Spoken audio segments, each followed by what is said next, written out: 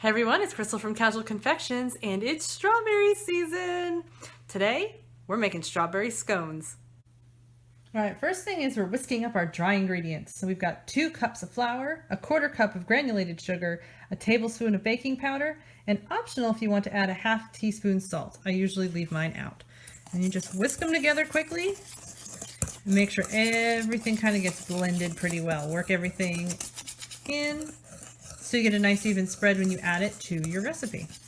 All right, now we're gonna use a pastry blender. It's this weird looking thing. You can also use your hands or you can use a fork or two. This is gonna be a lot easier than a fork, but use what you got. Clang, clang, clang. All right, so we are now adding 6 tablespoons of butter, cold butter, to the dough. We're gonna work quickly because we don't want it to get warm. All right, we are gonna mash it up with the pastry blender. You want to quickly cut the cold butter into the flour.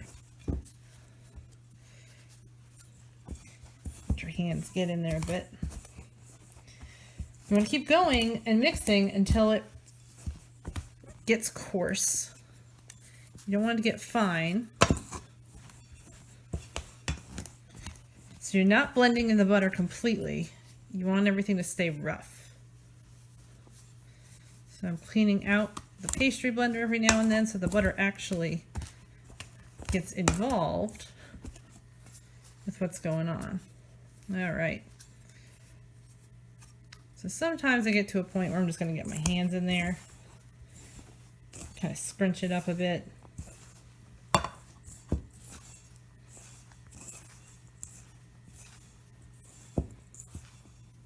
So you can tell it's still pretty soft with all the flour, but we're getting there with our coarse butter. We don't want it to melt, so we're going to work kind of quickly.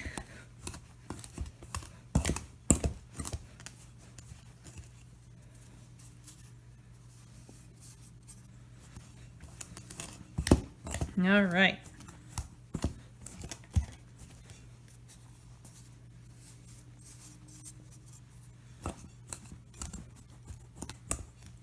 All right, so we've got our butter bits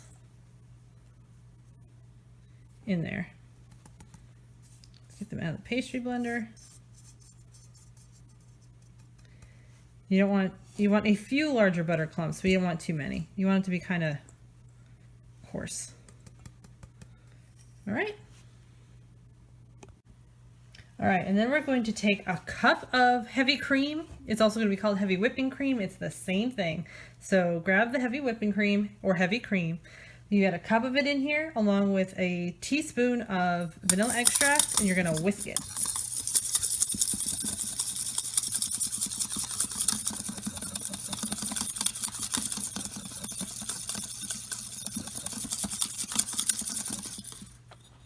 All right. So we're just going to whisk it to mix it. Whisk it to mix it. All right. So we're going to pour these over the flour mixture now. Whee! And that is our customary now bonking of the camera. Use our spatula to get as much of this out as we can. All right. Now we're going to use our rubber spatula. And we are going to stir to make it into a dough. You can see the liquid's already getting absorbed. Just going to keep working it around so the wet parts touch the dry parts, help spread it through. It says not to overmix. So you just want to stir it enough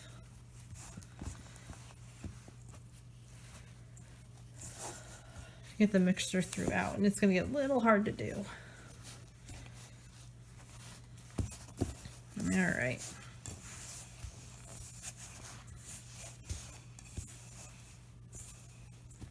All right, now it says, before we do anything else with the dough, we're going to gently fold in the strawberries. So we have a whole cup of chopped fresh strawberries. Boom, boom, boom. There we go, some nice red color in there. And what fold means is we're not going to stir very roughly. We're not going to push down. We're just going to gently lift from a side and move to the middle.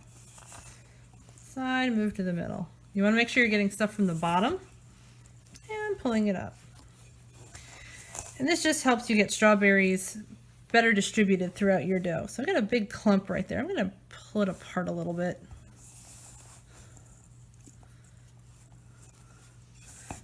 And you can see some of our dough is still pretty dry, but it's going to get mixed up pretty well.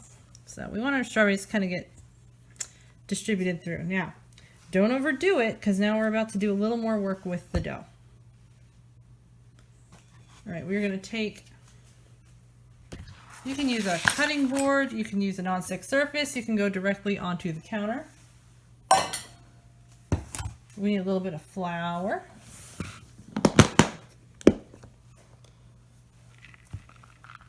To help our dough out. And we are going to gently push this together. So I'm going to dump that all out.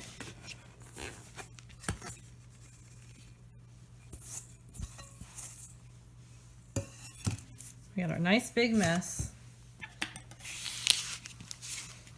And we are going to gently pull this together. We don't want to squish anything. We want to make our strawberries in a mush. And we're going to make it into a 1-inch circle. We're going to do that by patting out, gently patting the dough and pressing it gently.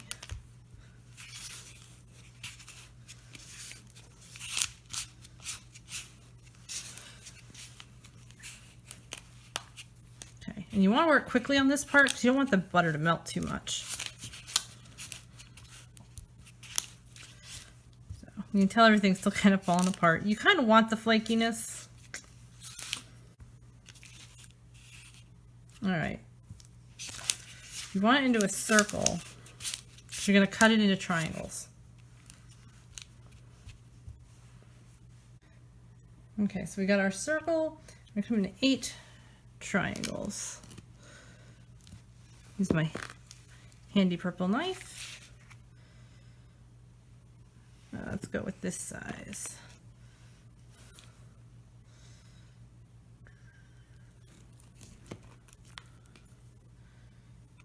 And there. Some a little better form than others, that's all right.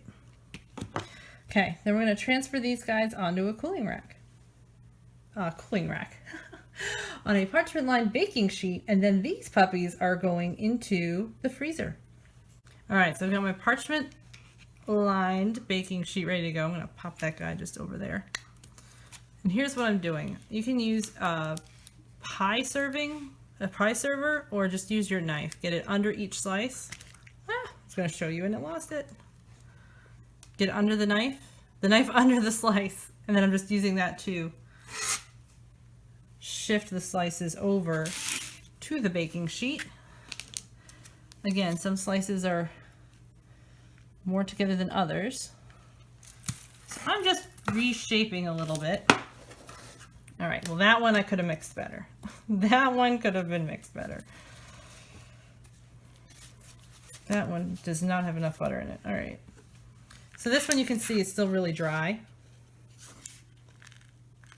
So that wasn't blended too well.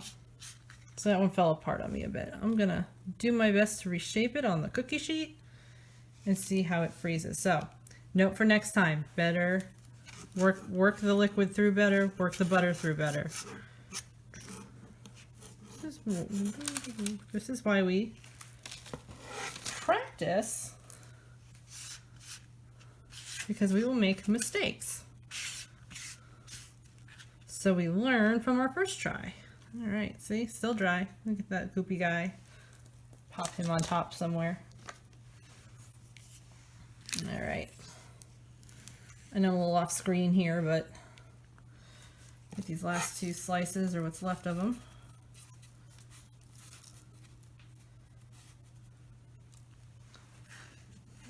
see that guy is keeping together a lot better. He's not as dried out. So I definitely have some areas of my dough that were wetter and some that were way too dry. Doing a pastry like a scone, I mean, sometimes they'll come together real easily, easy to blend out, and sometimes it won't. So I'm going to take my leftover scraps that I've got here, just kind of work it a bit with my hands, see what I can get out of it. And I'll just add it to the tray. Oh, that guy's kind of misshapen. All right. I'll show you my mishaps in a minute. Whoop. You're like, she's saying she's reshaping them, but I don't see anything. Let me wash my hands and I'll show you. All right, so here you can see that we've got some really good shapes. They held pretty well. And then we have some that completely fell apart because they were too dry. So those are the ones that I was trying to reshape into something. It won't resemble a triangle scone, but it should still be something tasty in the long run. Well, let's get that strawberry back up. All right, so now this tray is going to go sit in the freezer for 15 to 20 minutes. So as we always like to do here, through the magic of video, we'll be right back. All right, while the scones are in the freezer, let's talk about freezing dough. Why are we freezing our scone dough and why for 20 minutes? Well, freezing the dough is going to help that butter keep together longer. We don't want it to spread out really quick when it gets into the oven because you're just not going to have a scone. You're going to have a nice little melted mess, a tasty mess, but a melted mess. This is something that people do with cookies, pastries. When you're working with something that needs to keep the butter cold, in order to keep a flaky texture, especially a pastry like a scone, you want that flakiness. So keeping the butter cold is what's going to help you accomplish that. That's why you don't want to overwork the dough when we're using it, when we're forming it, when we're creating it. We also want to keep it cold before we go into the oven. Now the recipe that I have posted says the step 1 to preheat your oven to 400 degrees. I don't recommend doing that. I recommend preheating about 5 or 10 minutes before your timer goes off. If your scones stay in the freezer longer than 20 minutes, that's fine. The whole point is just to keep the butter cold.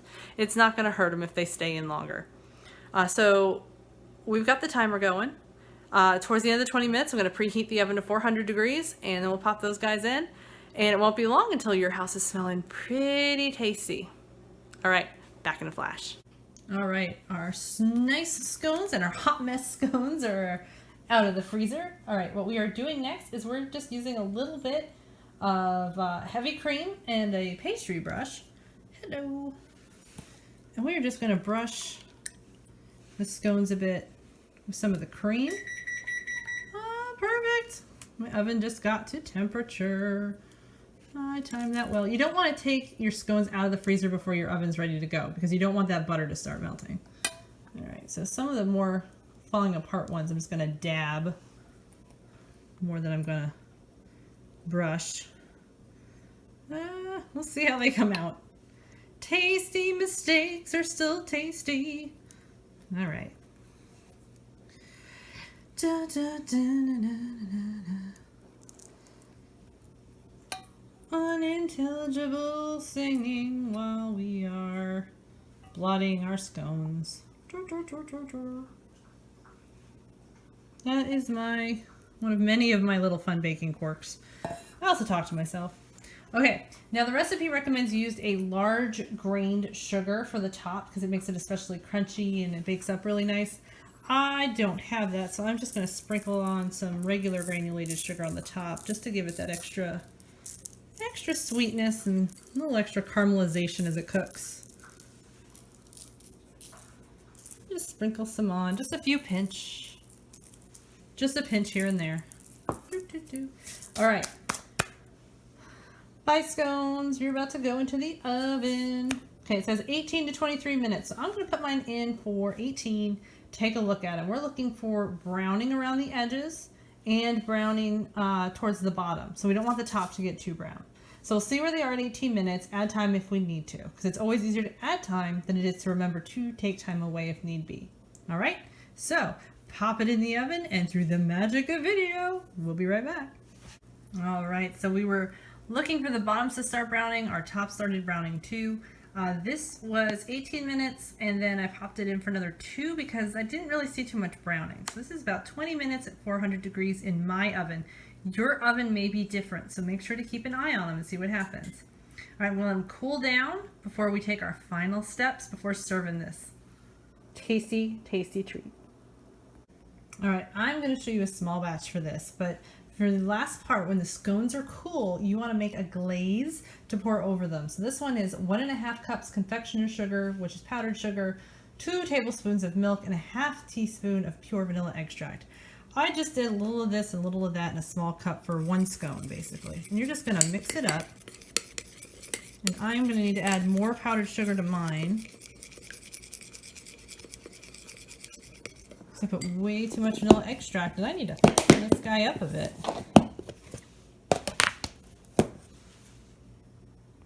Alright, so we need to thicken this guy up. Anytime you need to thicken an icing or a glaze, we're using powdered sugar. Adding more powdered sugar will thicken it up. Adding more milk will thin it out.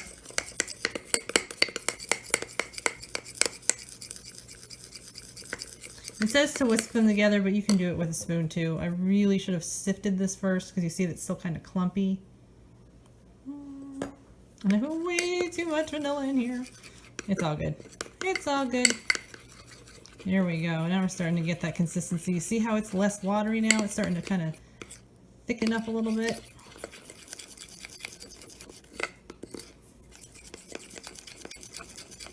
So if you're not going to eat all your scones at once, don't make all the glaze at once. You can pare it down. You can kind of eyeball it. It's still kind of runny. I know it looks like I'm using a lot of powdered sugar. It's because I put a lot more than I should have put in liquid-wise. So I've got to sort it out. There we go. I'm getting there.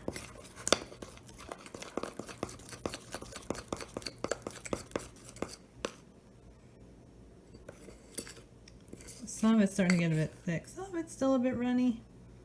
So at this point, you just need to find your consistency and your taste. That's a nice runny drizzle. I'm going to add just a little more to thicken it up.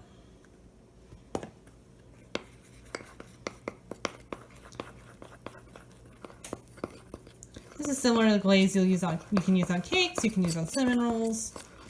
It's just a ratio of powdered sugar to milk, and then some vanilla extract or any other flavored extract you're going to want to use. Oh, there we go. Look at that.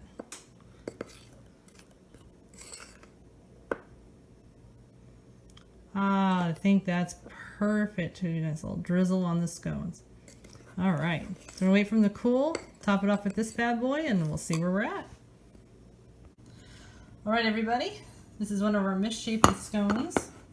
Cooled off. It's holding together. Nice little... It's going to fall apart when we're eating it, but you know what? It's fine. It's messy. Whoop. Again, I gotta get better at not hitting that camera. We get our glaze. Thickened up a bit. I made it a little too early.